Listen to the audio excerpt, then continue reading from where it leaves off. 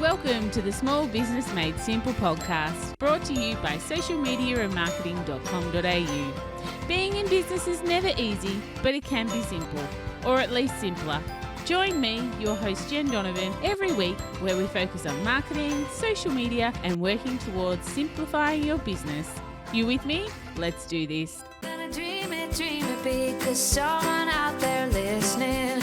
Everyone's got a voice to give, and it's time I heard you whistling, 'cause there's no point at all, in dreaming small, Why, hey there, my fabulous listener. Welcome to episode 229 of the Small Business Made Simple podcast. Thank you, as always, for lending me ears today. I know you have lots of choices, and I do appreciate you making me one of them. If you're enjoying this podcast, I'd love you to take a screenshot and share it on your socials and tag me. That would be super cool. I have a great guest on the podcast today, and I can't wait to share all her wisdom around money and mindset and well-being and profit with you. If there's anything you hear on the podcast and you're looking for the show notes, you can go to all the W's, social media and marketing.com.au/229.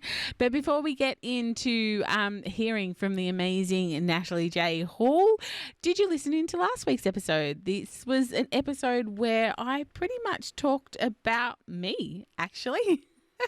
Where I talked about what I wanted to do better in 2023. I love those of you who have reached out and told me what it is that you would like to do better in 2023. Everything from socials to Facebook Lives to taxes and finance to relaxation, more time with family, and so many other great ideas you had. If you haven't listened to episode 228, then head back there when you're finished here. But let's get on to today's episode. Like I said, I have an amazing guest who's coming to talk to us about profit, mindset, and well-being. Natalie Hall is my guest, and she's using all her experiences in life so far to help other small business owners, perhaps just like you. Our conversations are wide and varied, but all come under the sphere of money and mindset, and of course, looking after yourself in the well-being as well. I really loved my chat with Natalie, and I'm sure she's going to inspire you with her tips, her tricks, and her ideas around all three subjects. So let's get into it. Here's my chat with Natalie. Enjoy. Hey, Nat. Thank you so much for joining me on the podcast today. I'm excited to chat. Thank you so much for having me. I'm so excited to be here as well. Nat, for my amazing audience who will be listening that maybe haven't come across Natalie Hall before, could you tell us a little bit about who you are and what you do? Yeah, sure. I'm a money and business mentor, and I work with business owners and help them who are on the 6 to 7 figure business mark and help them grow their profit whilst prioritizing their well-being and their mindset. And I guess where I've come from in order to get me to what I do now, my background was as an accountant CPA working in insolvency for around 10 years. So I definitely learned what not to do in business. So that was definitely an interesting time of my life, and I learnt lots. And also during that time, I took a year off to go and help run a wellbeing studio with my mum, because I wanted to put myself in the shoes of a business owner, and really so I could understand where they were coming from, I guess, and get some more insight to what may have led them to what happened in their business. So, any regrets in doing that? Any regrets in trying to put yourself in the shoes of a small business owner? I was very naive. I thought, it's okay, I've got the practical technical skills. This should be pretty easy. Mm-hmm. And the business that we bought, it was on its way to insolvency. So I thought, perfect, like I know what I can do. But yes, it was totally underestimated what is involved as a business owner. All the different hats you have to wear, and I guess just having the responsibility of the business on you. Like, you have to generate the income in order to pay your staff and to keep the business going, and making sure that the clients and customers are coming in and the team's happy, and you're looking after finances and sales, marketing, and then also trying to have a life on top of that. So a lot of things. So it gave me a greater appreciation for those business owners that it's not, I actually had the technical skills, but still was finding it a lot of work and a lot of challenges. So so I did that, and then I went back into solvency and still was running the Wellbeing studio at the same time, which I really loved the combination of working and trying to help small to medium sized businesses turn it around if possible, but also working in the gym as the boss and really being able to grow the business. In the first year, we were able to turn it around and win franchise of the year. So that was exciting. So, Congratulations. What year was thank that? you. Oh, this is going back 2009. Wow. Excellent. Well done. Yeah, thank you.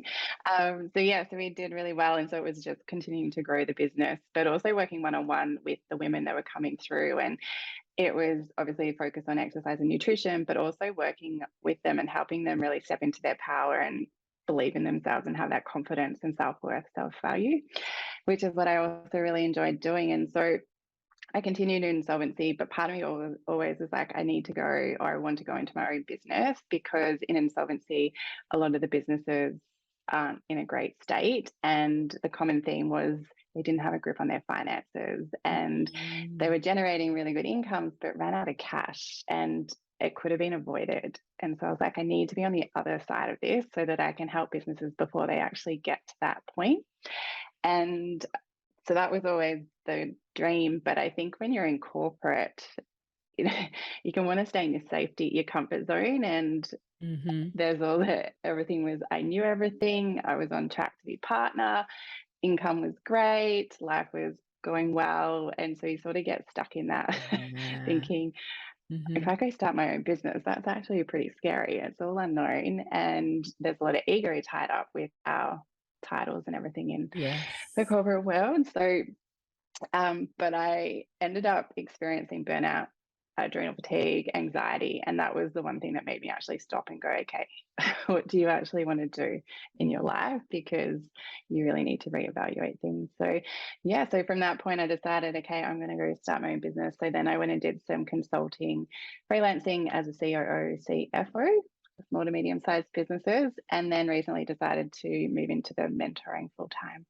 Yeah, beautiful. So what's your business called that you're doing, you're running, or you're owning, that you're building at the moment? That is called Natalie J. Hall. Oh, okay. It's my name.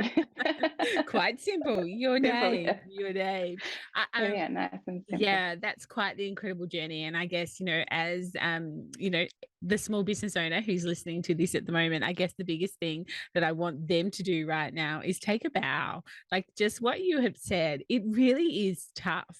So if you're listening to this and you're still in business and you're still wearing all those hats and taking time to work on your business because you're listening to a business podcast, so you are taking time to work on your business, I just think you either need to take a bow or pat yourself on the back, because I just think that is just huge. So don't stop listening to us, but just press pause for a second, give yourself a bit of a high five or a pat on the back for surviving this thing called small business, because I don't think we stop and smell the roses enough in small business.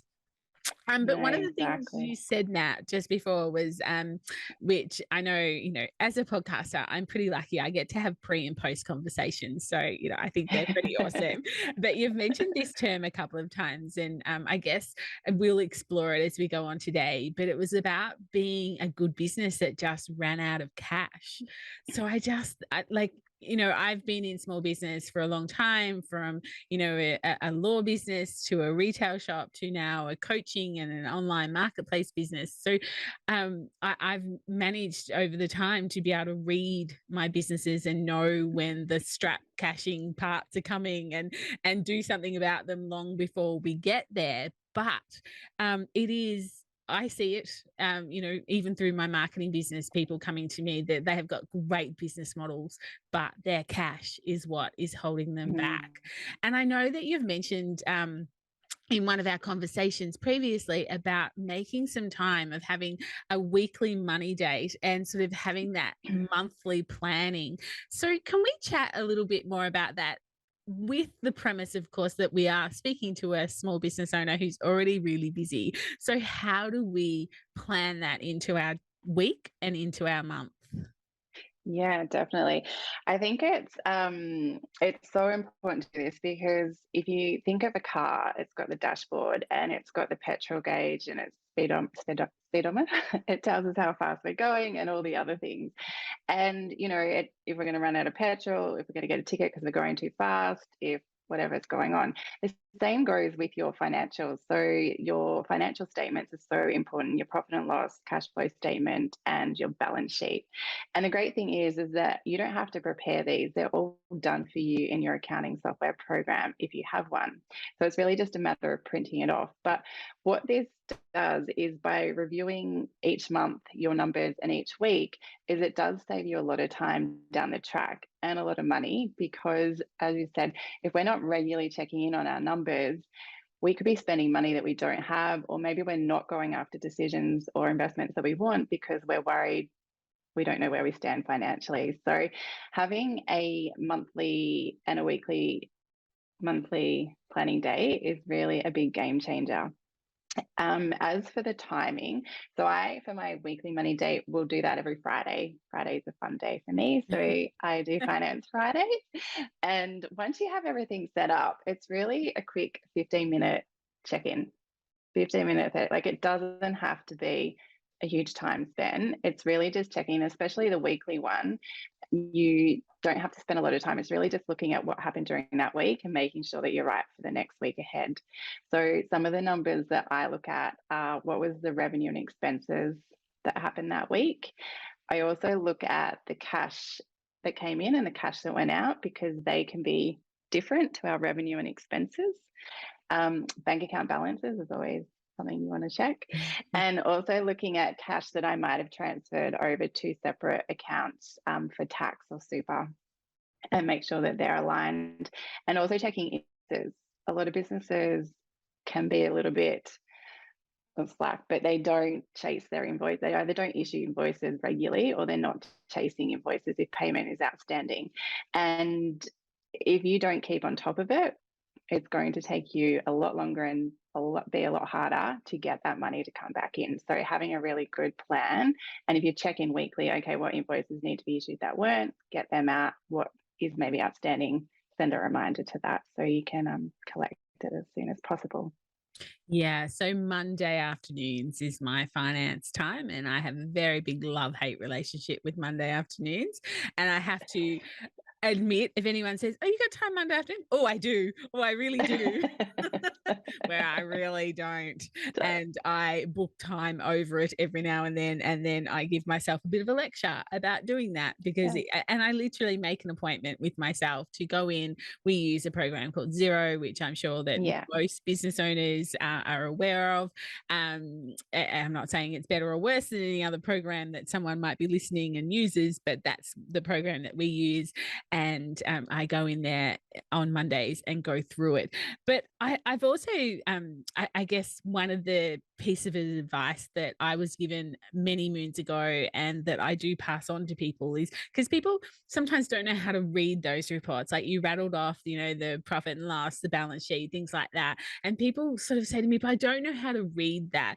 So I'd love to know your advice on that. But my advice that I often give people is just keep looking at them.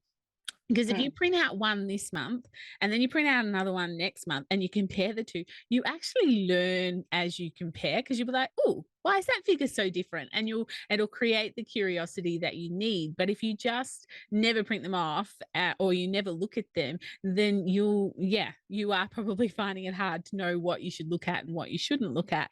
But yeah, that's one of the pieces of advice that I give people is just start looking at them because then Mhm. you will be curious enough to want to know why they're changing up or down, good or bad. Yeah, exactly. And I love that because I'm all about the story that the numbers are telling you, because numbers do tell us a story and it's looking at the patterns. There's always patterns in our numbers as well. And so I will look at the financial statements at the end of month review. So it's a bit of a longer review. It's 30 to 60 minutes, depending on what's going on. But I think that's such great advice is if you don't know, you obviously, when you're looking at a profit and loss statement, that's showing you your revenue and your expenses. So having a look at the revenue streams and checking, does that seem right? is that moving along where we want to go? And understanding, okay, expenses, even looking line by line, just again to make sure that correct. And are we spending money where we want to be spending money? Are we getting the most out of that expense? And just getting really clear that we are. But in Xero or any accounting software program, you can print out a profit and loss that compares by month. So you can go back 6, 12, 3 months, however long you want. And it is really good to go back and just see what are the patterns that are happening, what happened this time last year, what happened last month. And that's really good because one thing that you want to do that's going to help you when you do your end of month reviews is to prepare a budget. So a 12-month budget. And that involves forecasting out for 12 months, and you'll break it down to each month. And that's where you'll put your budgeted revenue and your budgeted expenses. And so that way you can then compare your actuals against your budget to make sure that you are moving to where you want to go. And when you're doing your budget, it's really important to take into account your vision and your goals, your marketing. So what have you got planned? Because we don't all have consistent months. Sometimes we do have consistent months in business, but sometimes you'll have businesses that might do 3 big launches a year. And so they'll have 3 months where they'll get their significant income coming in. And having a forecast is really good because if you're doing that, there's going to be some months where you're going to have less income coming in. So you can be proactive and start planning and know I need to put some extra money aside for those quieter months to ensure that we're going to have sufficient cash flow to cover our bills. And the other big thing that business owners is to work out your lifestyle. What is your dream lifestyle that you want to live? How much does it cost you to live? Because we go into business to create freedom and to create a life that we love, and we end up doing the opposite. It's So like it's that so that meme that goes around. And my daughter would absolutely kill me going meme. I don't know whether I pronounce it right or not. She's always yeah, giving me some sort of teenage frowny look when I say that word. But it's like, I was sick of working, 50 hours a week. So I went into business for myself when I worked business. 24/7. And I'm like, yeah. Yeah, Absolutely. That is the trap. We all think we'll design our life around our business yeah, and, there'll be so much more freedom. And all of a sudden the buck stops with us and we are right. working our little tushies off 7 days a week. So, Yeah, and we don't have a lot to show for it. And so it's really important to get clear, okay, well, what's my dream lifestyle look like? How much does it cost me to live? Because ideally you want your business to start covering it. Otherwise it becomes quite an expensive hobby if you're not being able to generate cash. So getting clear of that and putting that in your budget so that you are paying yourself a wage or and it might not be the dream lifestyle that you want right now, but that's something that you're leading up to it. So paying what the business can in that situation. And it's also the other good thing about it is that if you pay yourself first, you are then possibly left with less to cover business expenses, but it gets you into that position where you have to be a bit more creative, innovative, and get really clear about, okay, what does the business need? Because a lot of the time too, I find there's expenses in businesses that don't need to be incurred. And I think we can see people, oh, they've got that, they're using that they're doing that, but we don't know if they're 5 steps ahead of us, or maybe they've got different capital that they can use that we don't have. So it's getting really clear, okay, what do I actually need in my business that's going to work? So not getting caught up in what everyone else is doing. That can also be something that works really well. So part of the monthly review, if you can do yourself a budget, it just becomes a practical plan that you can use going forward that you'll then compare your profit and loss against. And again, that will help you start getting familiar with the numbers and what you need to be looking at. And especially if the actuals are different to the budget, that sort of can raise some alarm bells. And it's like, okay, what are we doing if it's not so good, or if it's really good?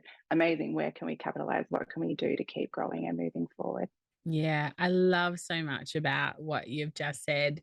Um, for sure, pay yourself first, I think, is something that I feel like should be, I don't know, flying behind an aeroplane at small business events or something. I think Mm, there are so many small business owners who put themselves last, and I can kind of see why. But I mm, also think if you had a bricks and mortar and they put the rent up, you'd find the money. Or if you're paying for subscriptions and the thing goes up, you seem to find that money. So if you pay yourself first, I love how you said, sometimes it just pushes us to be a little bit more innovative, or, to look at other expenses that could go. And again, I think looking at your numbers is really good for that as well, because, you know, I've worked with some small businesses before and they're like, oh, I had no idea I was still paying for that subscription. Or, oh, I bought that, but I never actually use it. And you're like, Used it. yep, you probably don't need it. And you could probably, you know, I think I was listening to a podcast once and a lady was talking, you know, she was being very open and honest. And she was saying, you know, she's managed to save herself like $500 a month by canceling all these subscriptions that she Mm, thought she would need, but she simply never had time to implement what they were. And I thought, oh my goodness, that's just such a huge lesson. But again, if we don't look at our figures or our bank account you statements, we won't. don't know these things are happening.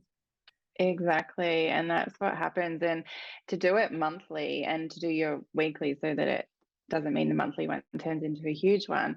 It just means that you're regularly on top of it rather than waiting to tax time when the year's already over and it's too Yes. late to make any changes. And Mm, it's like, and then even at tax time, we still aren't looking at our numbers to help us plan for the year ahead, to look at what didn't work, where do we want to go.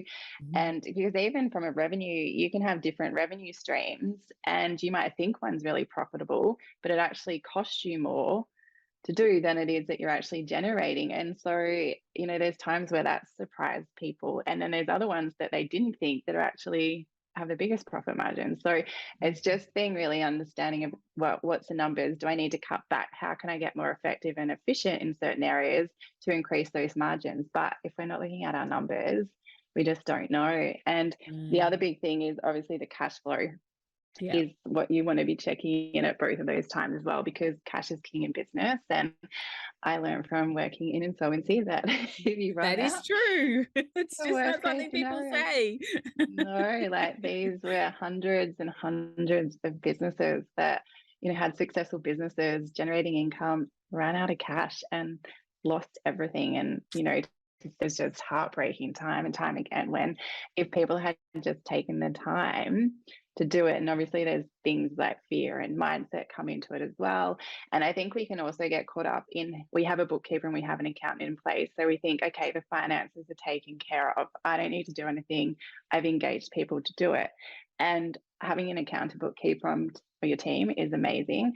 But at the end of the day, they're there to provide timely, accurate, up to date data, and your accountant puts the reports together, but they're not making the financial decisions. They're not going through the reports saying, okay, this XYZ needs to be changed or things need to be improved here. Like that's your responsibility as the business owner. And so it's taking that on board and going, okay, what do I need to do? How do I do it? But Yeah.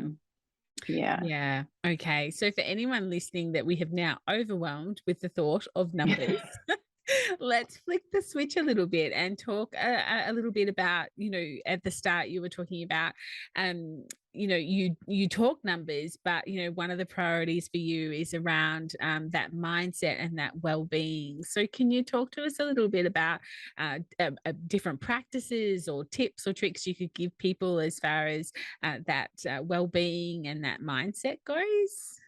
Yeah, definitely. And each week in my weekly money date, this is also what I do. Have a look at. I look at my well-being. So I look at, am I getting enough sleep? Am I eating well? Did I move my body? Whether that was going to the gym or going for a walk, doing yoga class. Did I take time to catch up with friends and family? Did I take time out for myself? Did I do something fun?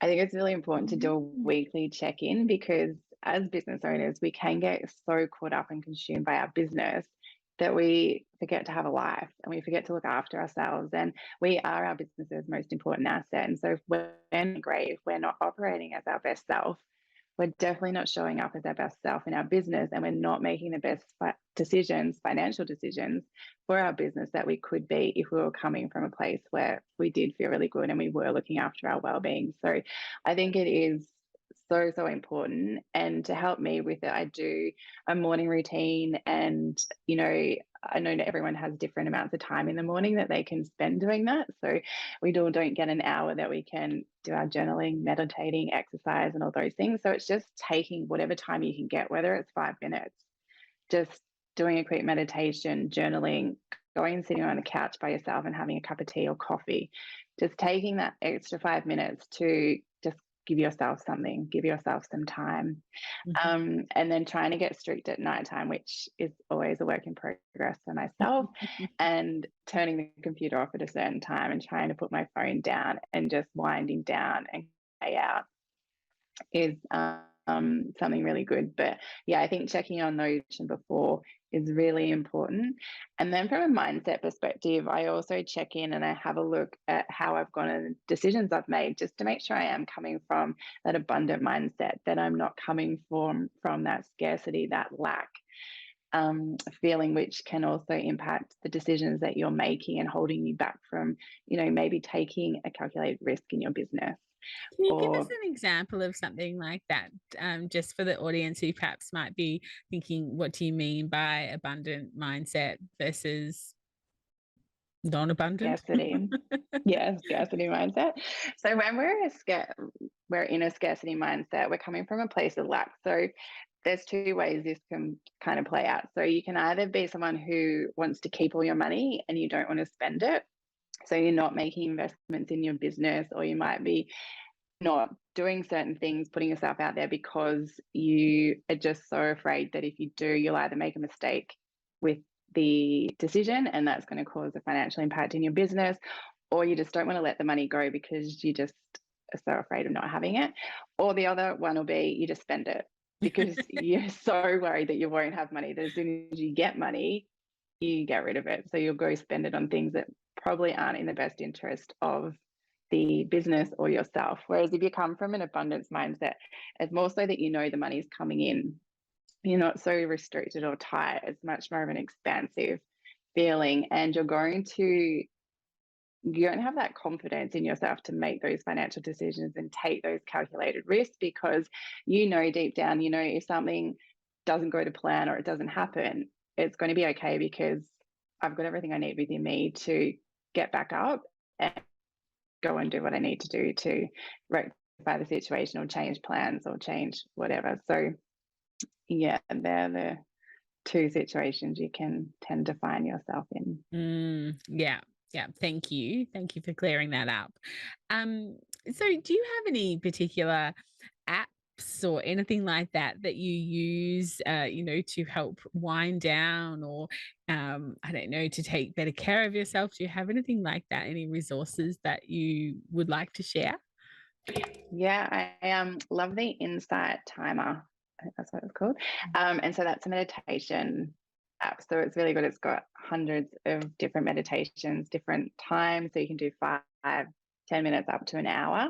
They have morning, they have evening ones, and all different types. So I find that that's just really easy to pop on in the morning or at night.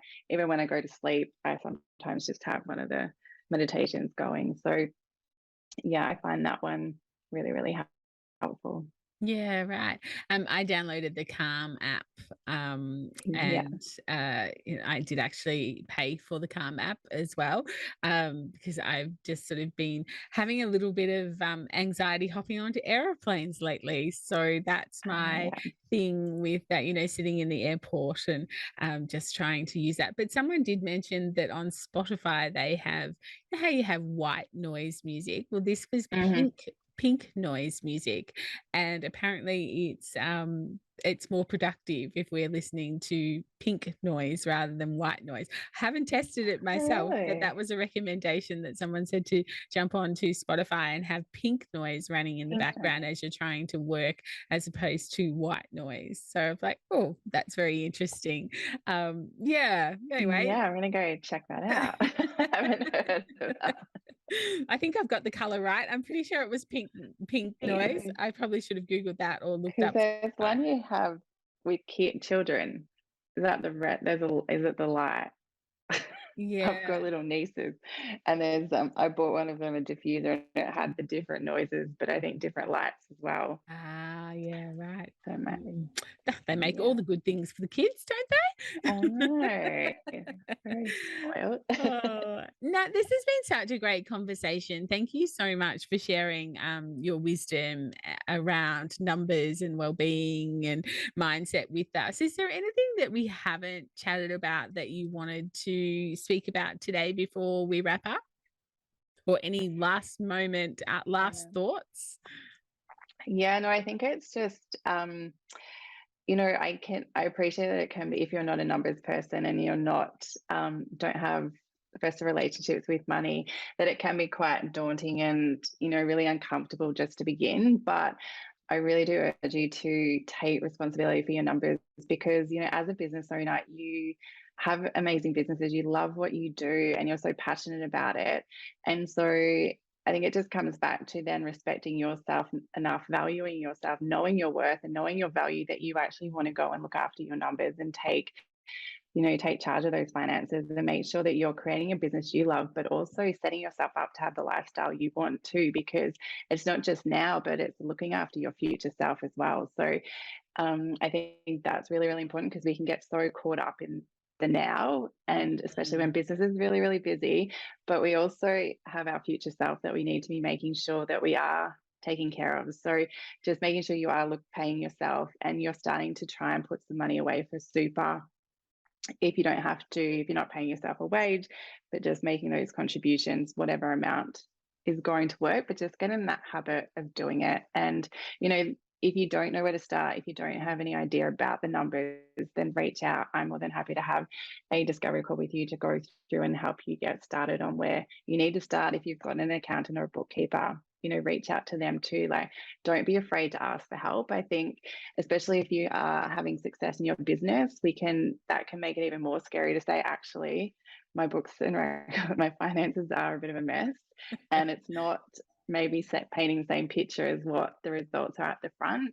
And I Mm. think we can be really, there's fear and there can be some shame around that. Mhm. But numbers are my thing. Like, I've gone and studied to be an accountant. That's why I know about numbers. So you're not expected to know everything. And yeah, just being vulnerable enough to say, put your hand up and go, look, this isn't my forte. Can you please show me and help me learn what to do? Yeah, and I think that's a really great point. Like people say to me, people might come to me and say, "How do you know so much about marketing? Like, how do you learn all that?" And I'm like, "But that's what I do every single Yeah. day. I do marketing. Like that is who I am and what I do. And it's my job to watch trends and to do all this. And it's exactly what you're saying. Like, you're an accountant. You've been trained. You've worked in the business for X amount of years. You don't expect clients that come to you to have that level of expertise or anywhere near that level of Mhm. expertise. So I think if you can be vulnerable enough to come to someone like myself and say, Jen, I have no idea what I'm doing with my marketing, you need to take that same gameness, that same courage, and do the same sort of thing with your numbers as well, because I'm going to want you to Yeah. have a budget, and so you need to know what that budget is. Exactly. And there's seriously nothing more inspiring for me for someone to put their hand up and say, all right, I'm ready to take responsibility for my finances. Can you Yeah. please help me? Like, I just absolutely love it. There's seriously nothing more inspiring than somebody doing it because I know how hard that it is to Yeah, do. So yeah, absolutely. So Nat, if anyone does want to get in contact with you, where's the best place or places? places. Yes. My website's nataliejhall.com, and you can find me at Instagram on Natalie_J_Hall.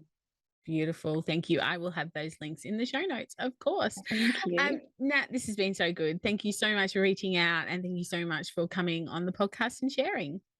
Thank you so much for having me. I've loved having a chat with you today. No worries. Catch you soon. Bye. I really hope you enjoyed that episode.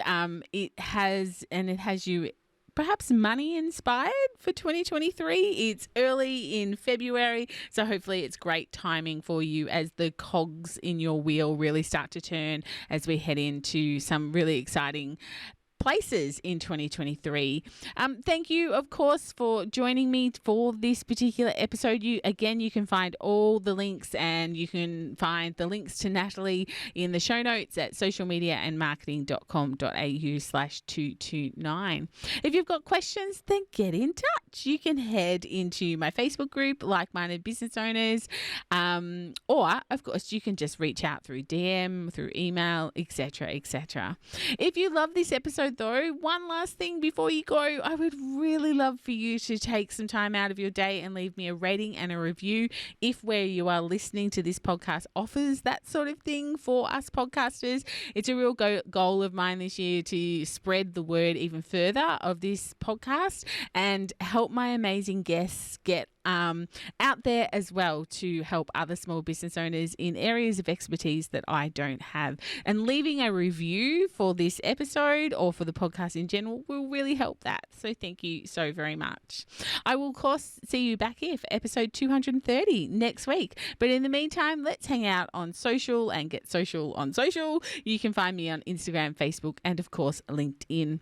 But whatever you do, remember, my small business peep, as my opening song says, there is no point in dreaming small.